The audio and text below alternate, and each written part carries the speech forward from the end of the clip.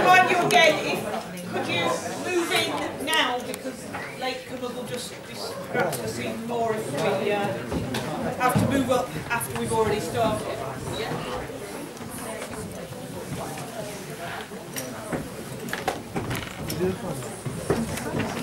Okay, so I will start by apologising. I gather that the videos, the quality of the videos, all videos taken from this room, there's some problem to do with the interface with the projector in this room, and I think the room that some of you have linear models in. So we've got a different system, we're trying that now, so hopefully that will be better if you're using the videos. Okay? So, this chapter, as I told you, the ideas in this chapter should be familiar to you. I'm not re-teaching you how these things work. I'm reminding you of things you should already know. And I'm pointing out some particular features that are particularly relevant to, because we're doing medical statistics as opposed to just doing an exercise in statistical inference. Okay? So, a quick gallop through hypothesis testing. So, hypothesis testing, and in all this, we're taking a classical viewpoint. We're not doing a Bayesian approach, although there are Bayesian approaches which could perfectly well be used. But here we're going to look at the classical setting. So hypothesis test is a method for deciding between two hypotheses. First of all, we have a null hypothesis. And the null hypothesis is the one that we're going to continue believing unless we see appreciable amounts of evidence, indeed significant amounts of evidence. So significant is a technical term which you mustn't use non-technically in this area. We'll come to that in a minute. So unless we've got significant evidence from the data, then in fact the alternative hypothesis is actually more plausible, so we should move to believing in that. Okay? So the whole point of this is that the way we regard the two hypotheses and our actions are not symmetric. Unless we get nearly concrete, certainly significant evidence that we should move towards believing what the alternative says, we will carry on behaving and behaving as if the null hypothesis is true. So it's important that you actually get them the right way round. Okay? So the null one, as the name suggests, it's a no difference, status quo, no change. It's actually usually, when we're in the business of doing something like clinical trials, where we're trying to find new exciting ideas, new drugs, new therapies, it's the one we don't want to believe is true, usually. So we do a test and we set it up so to demand that we are convinced by the evidence that we see. So we set it up so unless that evidence really is convincing, we'll carry on believing that the old drug's okay, or that there's no difference between the two groups of patients that we have. One needs to identify a suitable test statistic. So the tests are based on test statistics, and the whole point of a test statistic is it's a thing which maps the data, the collection of all the information that you have, into a single number which highlights the differences between the test statistics. So, for instance, in a t-test where we're going to be looking at comparing population means, we can do that by comparing the sample means. So if we calculate the difference between the sample means, that's at least going in the right direction here. It's going in towards what we want.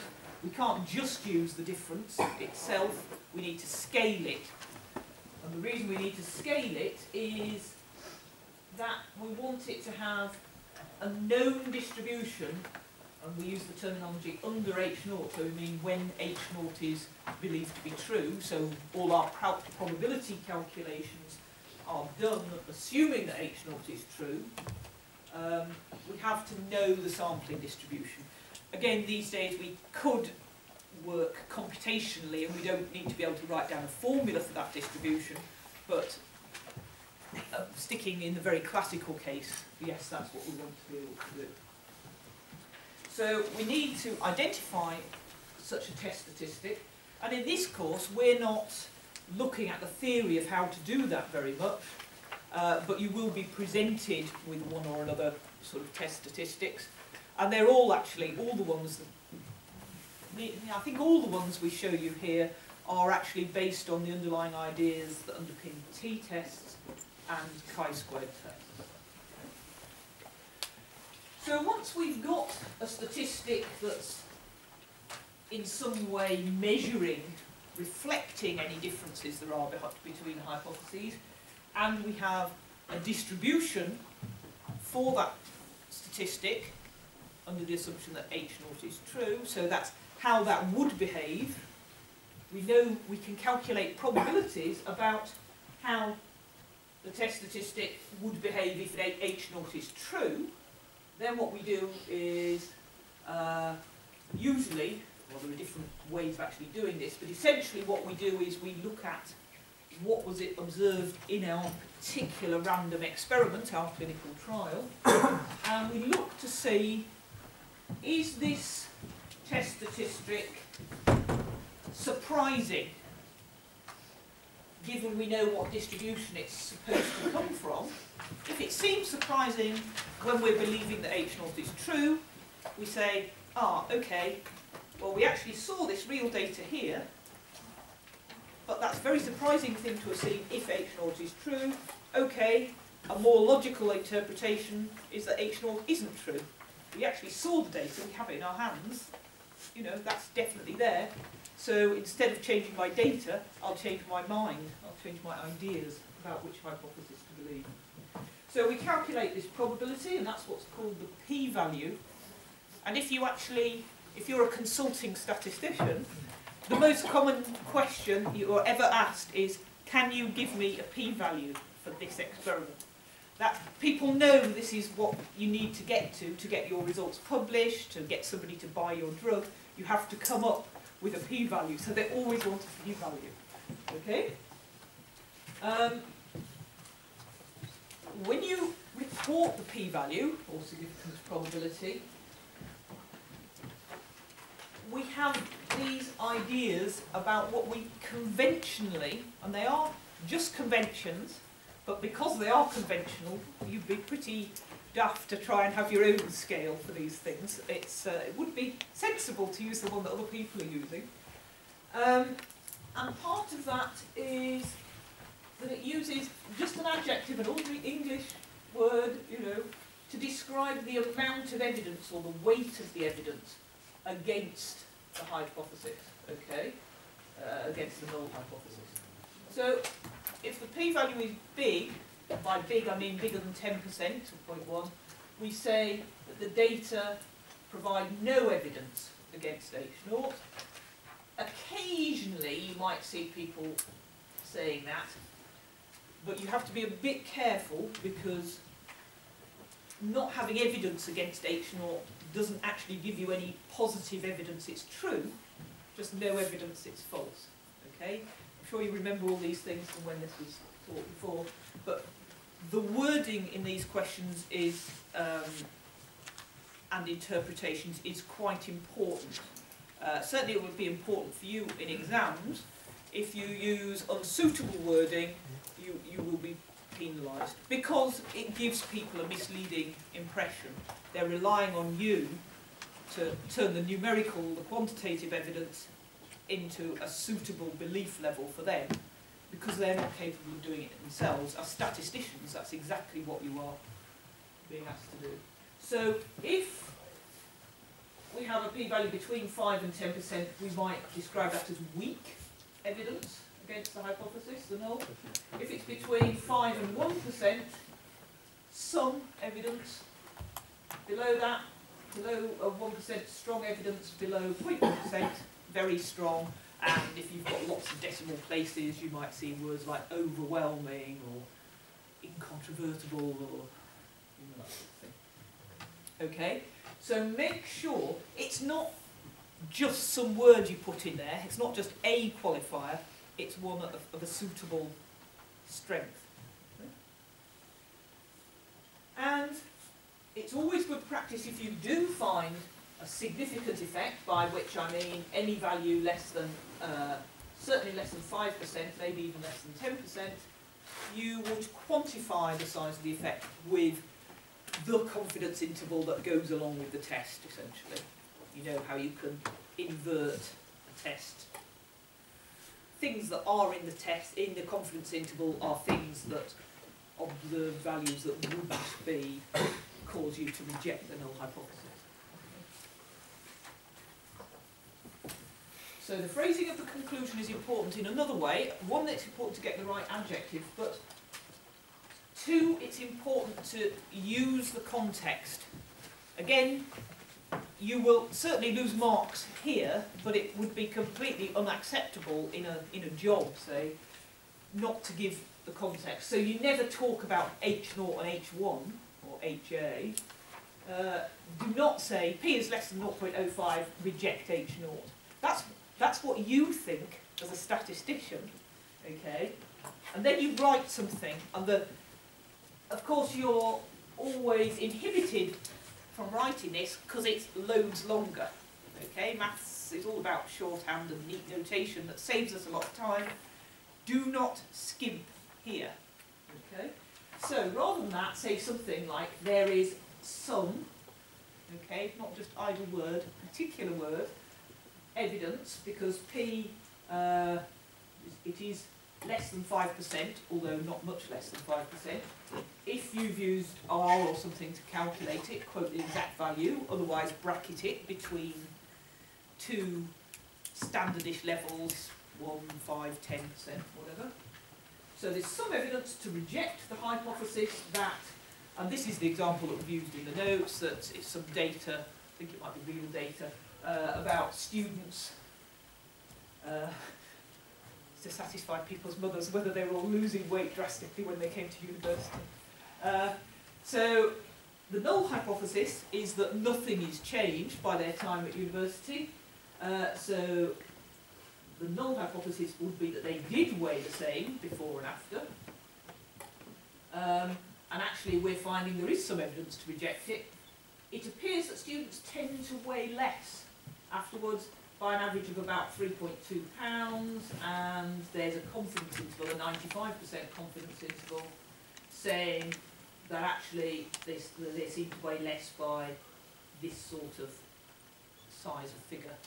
Now, be careful not to misinterpret confidence intervals. It does not mean there is a 95% chance that they weigh somewhere between 0.09 and 6.31 pounds. We'd all like it to mean that, but it doesn't, okay? Because the 95% probability refers to the whole procedure. Once you put actual numbers in it, it doesn't strictly convey that. I mean, either the amount is in this interval or it's not. So you can't really interpret the 95% in conjunction with any particular values for these things. But it does give an idea of the sort of scale of things. So it could be quite pronounced. I mean, some people really, you know, it's suggesting it's certainly plausible that, you know, reasonable numbers of people are losing half a stone with their unsatisfactory diets. One thing that is key, another thing that is key in the wording of these things is this last one. And this is very commonly done. If you try and abbreviate this, there is some evidence that, and instead of saying to reject the idea they're the same, and in fact they seem to weigh less, if you contract it to say there is some evidence that students weigh less, that suggests that you checked only did they weigh the same or did they weigh less, and that isn't what you did. You said, did they weigh the same or not? Oh, no, they didn't. It seems they weighed less. Okay? Those are two different things, and we'll talk a little bit in a minute about why the other one. A one-sided test is almost never used in medical tests. Okay, so just to reiterate, do be careful about what you can conclude. If you see a significant p-value, that does not mean the null hypothesis is wrong. It's all probabilistic. It's tending to make you prefer to maybe move in the direction of the alternative hypothesis and start believing that, but it is, you cannot be sure, it's a probabilistic assessment, you cannot be sure whether that is wrong or not, and you just happen to have seen something slightly unusual if it's true. Okay? Similarly, just, sorry, that's the, sorry, that's, yes, if you see a significant one. Similarly, if you see a non-significant p-value, it is not saying, I am sure now that the null is true. It's another study adding weight to the whole volume of evidence collected from many studies and things. No, not showing anything wrong with that. It's maybe meaning that that's a useful model to go on believing. But there's always this general idea in science that all models are wrong, but some of them are very useful, and until we start finding systematic deficiencies or areas where they don't work well, we go on using them.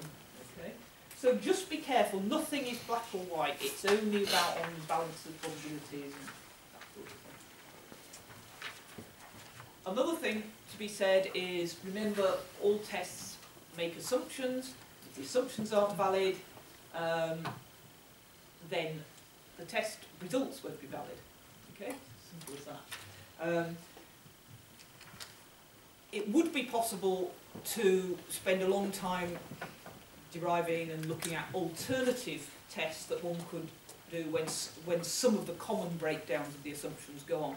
We're not going to do that here. I'm going to mention a couple of things just so that if you're going further in the area you know what to look up, but we're not looking at them in detail and they're not examinable. Okay, I'm not expecting you to go away and research Friedman's test or anything like that. Okay?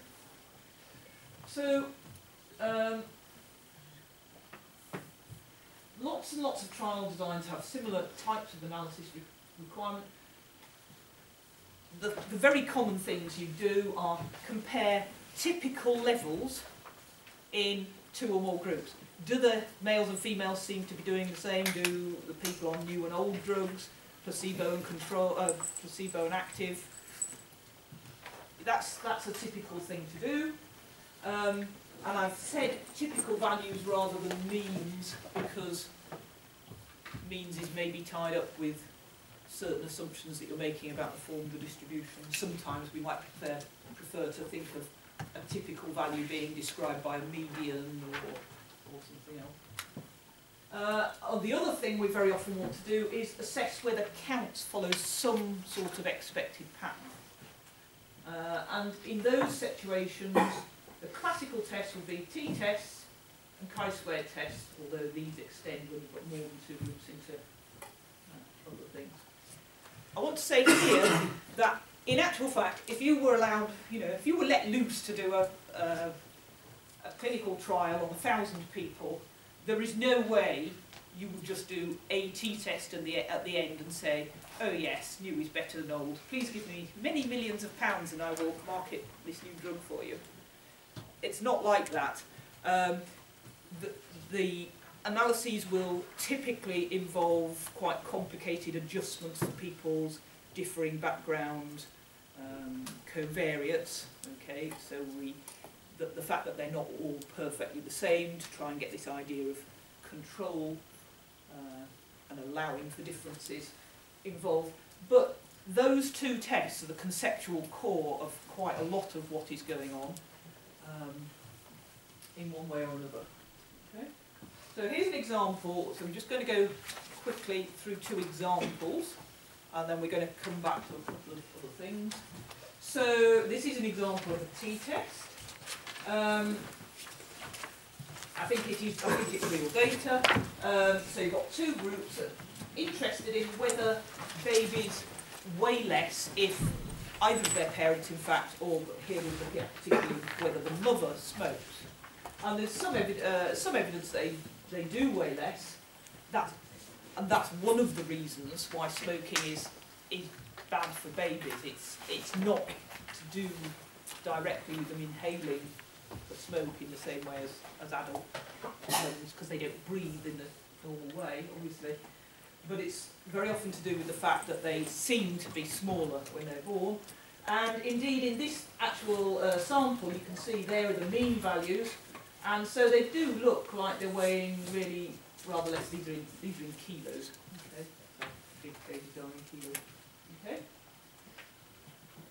So there's a little set of data, and a typical question might be: you do the data, provide evidence that the mean birth weight of babies born to smoking mothers is lower than that of babies born to non-smoking mothers. What assumptions have you do you make to have a valid test? So this could be like a bit of an exam question for you. I think it has come off some thing. It can certainly be phrased like that. Well, there are a few things to think about before we get going in earnest. So let's have a look. So we have two samples, smoking mothers and non-smoking mothers. They're clearly, well, it could be, obviously, if they're looking at multiple pregnancies from the same mother, that she could have changed from being smoking to non-smoking or vice versa. But it's probably fairly safe to assume that the two samples are independent. We don't have any information in what was given there to say that at a more fine level the things are independent. You know, have we got related people or people from the same area or social class or anything, but we've no reason to assume that the data are anything other than random samples in each of those things. The variances were not known. We've got sample variances quoted there, but we're not in a position, and it would be implausible that, you know, if I ask you what do you think is the variance of birth weights of babies, even at all, how would you know? I mean, so we're certainly not going to know for definite.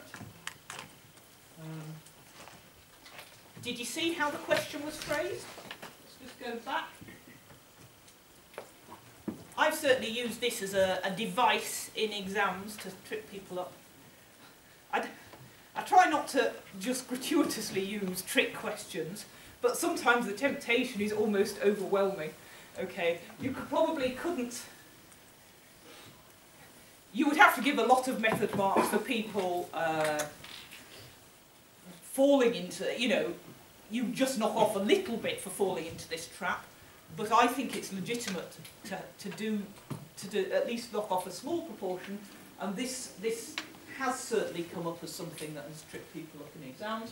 You see, the question is being phrased: do the data provided evidence that the mean birth weight of babies born to smoking mothers is lower?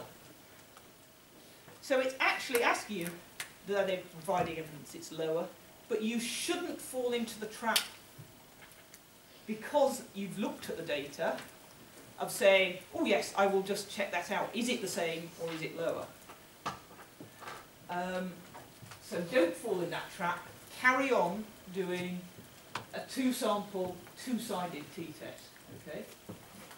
So you see the two comes in two places. It's two samples because we're comparing the smoking mothers and the non-smoking mothers, and it's two-sided because we want to know, do the birth weights seem to be the same or different? We're not saying the same or lower, or the same or higher. We're saying the same or different.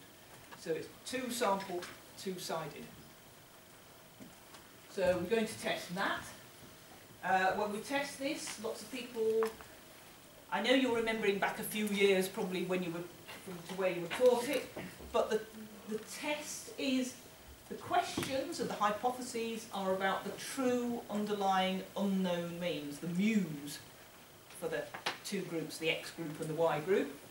They are not about the X bars. If you ask me, in this sample of data here, is the mean birth weight for, you know, the smoking ones and the non-smoking ones less, I can say yes, one's 3.54 and the other's 3.91. one is objectively less than the other. It's a question about the underlying populations. And every year I promise myself that in the exam I'm going to be ruthless about such things, and I'm not going to give people marks when they muddle up and use sample things here instead. Sometimes I sway and I end up being generous at the end, but not always, and I'm not promising to. If it's technically wrong, I reserve the right to knock off marks for it. Okay? And you have been reminded. So, the test statistic, this is something you can look up anywhere, and you will have it in your own notes from how many years ago. And this is given in formula form, so capital letters. Again, remember, it's a formula. So this thing, and this may be slightly different from how you've seen it, but in the form we're going to use is difference in the sample means divided by the square root of first sample variance over the number in that group plus second sample variance over the number in that group, and that should be approximately t-distributed with parameter u given by the minimum of the group sizes, okay, which is 16 in this case. Okay, so you may have seen some alternative formulae, and we'll come and have a quick look at those. They're given later on in the thing. Okay, so that thing, so what we calculate is our observed value of it, and remember that when we do this, the way we usually specify is because we're not interested in until afterwards, we're interested in are they the same, so we're only interested in the modulus of the difference. The thing on the bottom, of course, is always positive, so that doesn't make any difference. So we just substitute in all the numbers, comes to be this. This is our estimate.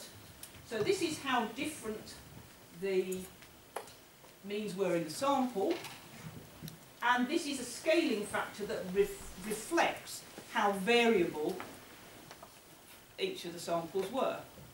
Okay?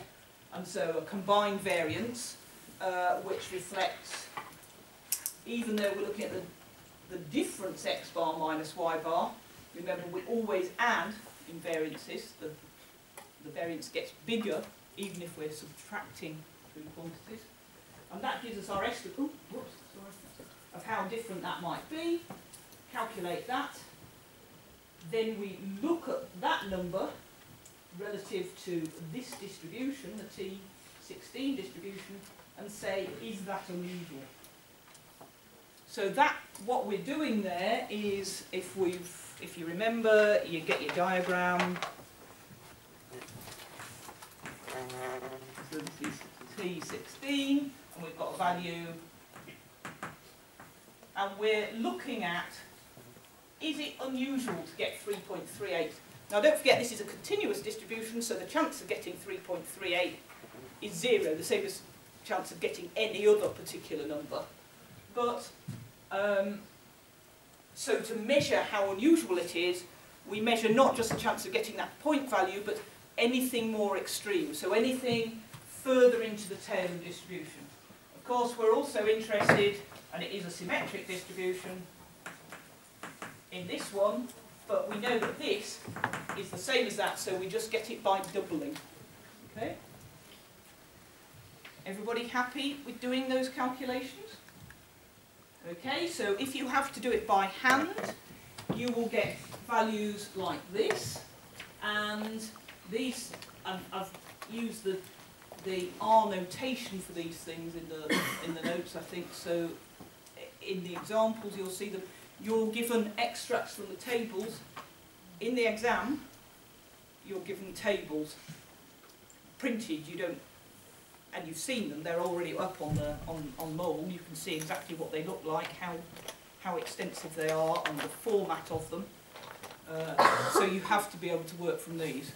Okay.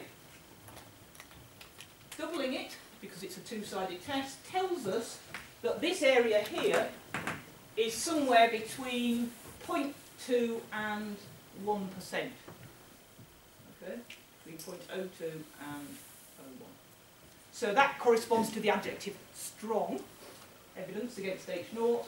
The formula for the confidence interval employs exactly the same quantities, so you can see it's centred at the point estimate, x bar minus y bar, plus or minus, and so when you need to take the value from this distribution, the T16 distribution, that will cut off, we want it symmetric, 2.5%, so this value at 2.12, the area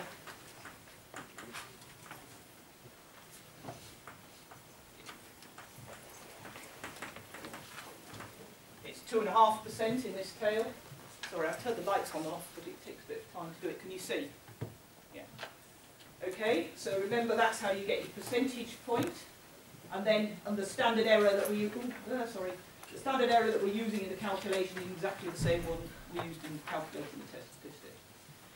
So that's showing us the difference in the population means. We have a 95% confidence interval for that as somewhere between 0.6 and 0.14. Okay.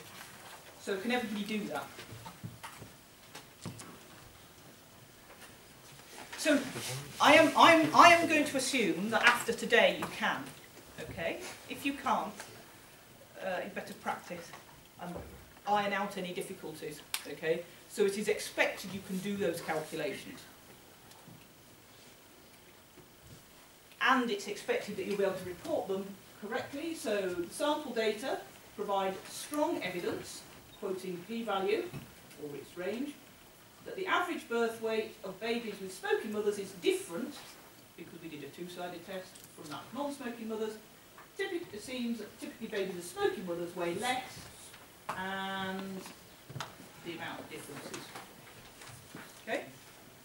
So it's quite long. I know it takes ages, but you know, in an exam setting there will be words for marks for that, and otherwise it's very important to get it across to people in its full complexity. What assumptions did you have to make?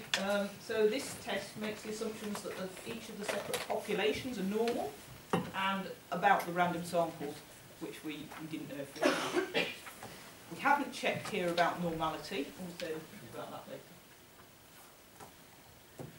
Looking at the other tests we use quite often, the chi-squared test, this occurs for count data. Okay? It tests the agreement between observed and expected counts. And what I mean by the expected counts, they're set according to some hypothesis. Okay? And there are 3 different common types.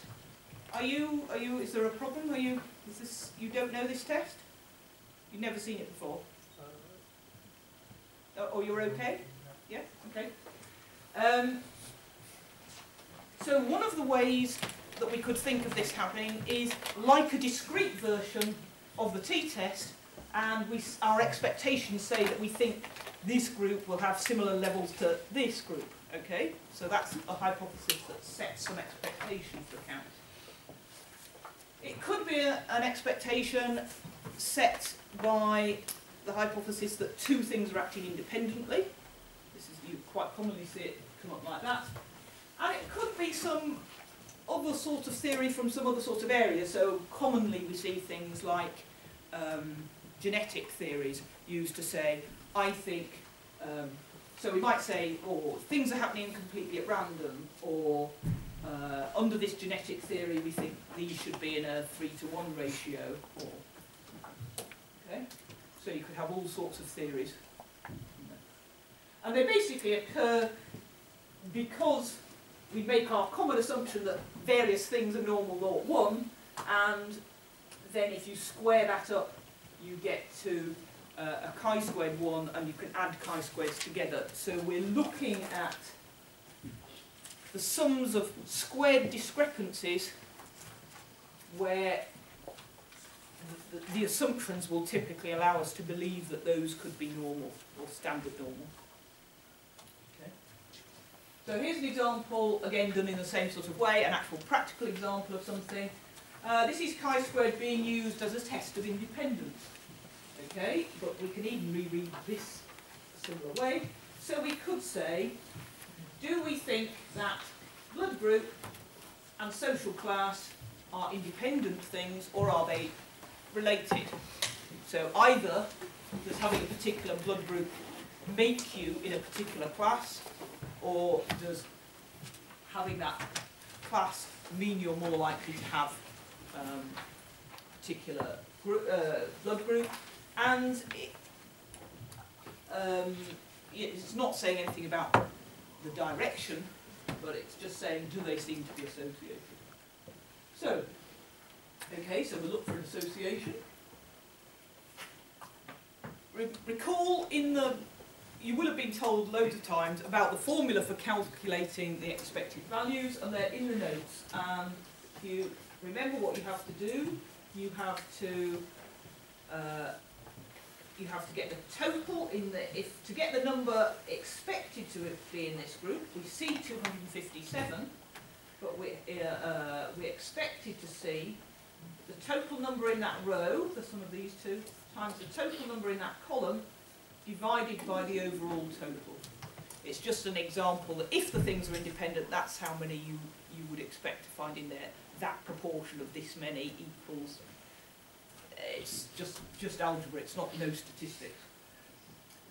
Remember, when we do expected values, they don't have to be whole numbers. So we usually keep one decimal place. The usual rule for rounding is one more decimal place for calculations than is given in the data. Here, of course, our data have to be counts. So one more decimal place is 1. Okay, so we would typically do that. You do often see the things summarised with column or row percentages, just whatever seems more natural. Those are fine, but you do not do the testing on the percentages. They must be on the raw counts. Okay? These are useful if the numbers aren't neat if it's not 500 in each row. It's not easy to see even which is bigger or not. So we can see, it's obviously in both cases, it's around 20% of them are the top two social classes, about 80%. But you can see it's not quite the same in the two, with the two blood groups. And so, is that difference, is it meaningful? Is it actually reflecting some genuine sort of association, which possibly has a mechanistic cause? So the formula we then get, we've got tables of observed and expected values, and I haven't put on all the subscripts, but we sum this up over all the, in this case, 4 squares in the table. Observed minus expected squared equals expected. There is a shorthand formula, which is if you do, what is it, observed squared over E, the sum of the observed squared over E minus N, I think it's given in the notes, that should come out to be the same. It's just one of those things that you get when you expand out the square and know that the total has to be N, which is more useful for hand calculation. Compare that with a chi-squared of 1. The degrees of freedom aren't always 1. In a 2 by 2 table like that, it's 1, but it's 1 minus the number of rows times 1 minus the number of columns. And then we use the table, the extract from the table again to find the p-value, or bracket the p-value. Here I think this was got out of R, so we've got an exact number. And you might say we have, you might well say we had some evidence, not just evidence, some evidence of association between blood group and social class. So it seems those with blood group A are more often higher social class than the others. I don't know whether this is a real effect. It may be, and it may well be related to genetic differences, ethnic population differences. This is interesting because it gives another way we might have looked at them. So we asked, are these two factors that help us classify us into blood type and social class, are they behaving independently? We could have asked, is the proportion of blood group A and not A the same in this social class and this social class. Okay? It's two different ways of asking the same question, and the analysis is exactly the same. So here are some of the comments that I want to make. So that's just an example, sort of going through with some actual numbers. You can have a practice to check you can do it yourself. Just a couple of more comments about testing in a medical context. Should you do one-sided or two-sided tests? Should you use a separate variance or a pooled variance to do your scaling in your t statistic? And I talk a little bit about the rationale, but the basic answers are, unless you have a very strong reason, you always do a two-sided test. Okay? I'm going to mention here one situation where it is possibly okay to do a one-sided test, but it's not something we're covering in this course, so it's covered in the follow-on course, but not in this one. So I'm just raising it here for awareness. But the basic idea of why we do this is, well, the arguments one might see put forward that we know it's going to be that way. This drug could only possibly lower blood pressure. It could never increase it. Okay. The reason, sometimes people will get away with that in a pilot study, but the real reason why people want to do it is that doing a one-sided test, essentially it puts all your eggs in one basket. You don't need to do this doubling of p-values because you're only looking in one tail, and so it will make your p-value look smaller, and small is good in p-value terms. So, so people would like to do it. Okay.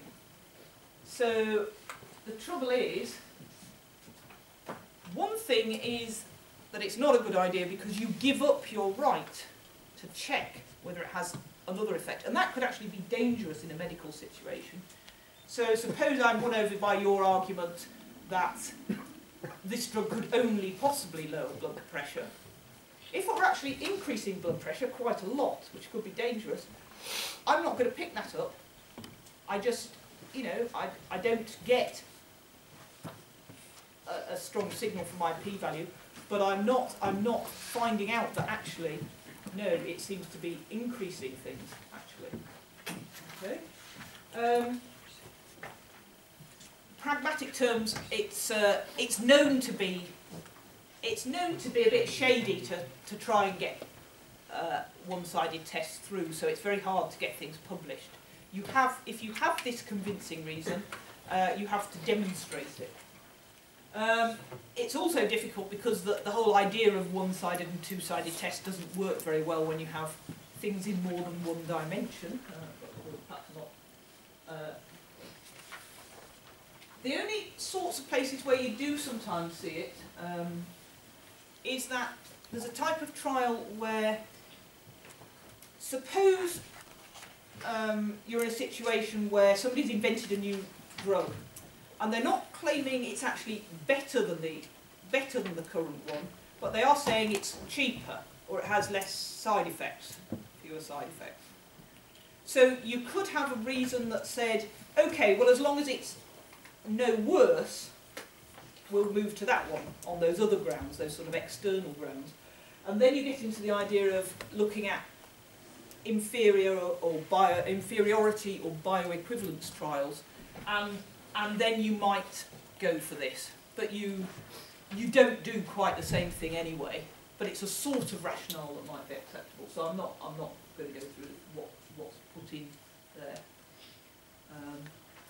I want to move on to the other problem just briefly, which is whether we should use a pooled or a separate variance scalar in the t-test statistic. So the test statistic is basically, on the top we have x bar minus y bar, the difference in the sample means, and on the bottom we have an estimated standard deviation for the difference. So essentially it's putting it on everything on a common scale. How big is this difference over the sort of variability we might expect to see? Okay? And the issue is about how we estimate this standard deviation. So we could either estimate separately in each group and then say, yes, but I've got two things with those variations, so my combined variance is the sum of them in some sense. Or, if we think it's legitimate to assume that the variance is the same in the two groups, so do our smoking mothers and non-smoking mothers, do their babies, maybe they have different means, but we think the variances are the same. Okay, if we're prepared to assume that, then a natural thing to do would just be to use a weighted average from our two samples. They're supposed to be estimating the same quantity, just use a weighted average, reflecting that one of the groups might be bigger than the other. Okay? So just let's look at what the test statistic looks like. So the issue is, on the bottom here, should we have the variability of x bar, should it just be, well, should the variance of this just be s squared upon n, s1 squared upon n1? Okay, so it will be that. If the two things are separate, this will be separate things. If everything's independent, it's legitimate to add the variances. So the combined variance, we just treat them as completely separate things and have this formula here. I'm just reminding you about the modulus. The degrees of freedom for that are, if we put it in this form, that's the one we used before, the minimum of n1 and n2. And that is the way that the test's usually done in R. Okay, we'll be doing that. In some other packages, you get a mysterious thing that says this R here, the degrees of freedom, might not even be an integer. And there's a very complicated formula called the Welsh approximation for looking at it. But in either case, it's only an approximation that the distribution is T. Okay. If we are prepared to assume that the variances are common, so it's the same variance just being estimated from the two sample sizes, we might use a weighted average of their two things, just weighted in proportion with how big the things are, not strictly by n, but n minus 1. Okay. And then the degrees of freedom here, R, will equal R is n1 plus n2 minus 2. Okay. That's an exact result if the variances really are the same and the distributions really are precisely normal, that result is exact. These ones are approximations.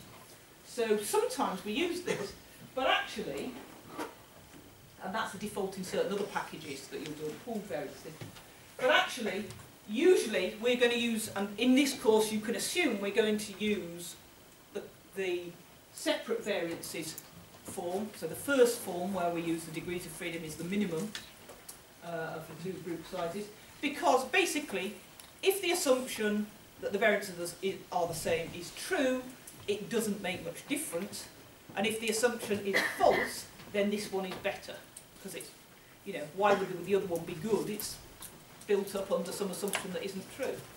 Okay, so the only exception, and this is something we're coming on to quite soon, is we do use the pooled one when we're doing sample size calculations, which we'll come to, because it's too fiddly to look at the other thing, and we're making loads of assumptions anyway, so we'll just make this one as well. Okay? And also, once we get beyond two groups, there's not a natural extension of that one. Okay? Should we actually test whether the variances are equal? No, we shouldn't. There are tests available, sometimes we use them, but the test isn't very good, so it doesn't give us a lot of confidence in the belief of that. And more importantly, if we were going to the t-test we did afterwards, we shouldn't do precisely what we've talked about doing now. We should do a test that is conditional on assuming that the variances are the same. Okay, so it's not quite the same philosophy. this chapter finishes off with just some tables talking about what tests come up where. Okay. This is where I was meaning, I said if the data are normal, we come to t-tests. If the data are not normal, if that assumption is violated, these are the things called non-parametric tests. We're not covering them in detail, but I'm just mentioning the names in the right places here so you can understand what they are if you see them elsewhere. More interesting, so you might be, just a reminder that if you step up from just 2 groups to more than 2 groups, the analogue, the obvious extension of the t-test is a one-way ANOVA. And then you've got the other ones 2-way ANOVA and so on. Okay? So that's just quick check of things I'm assuming you will understand from now on. Now we'll go on to actually use those.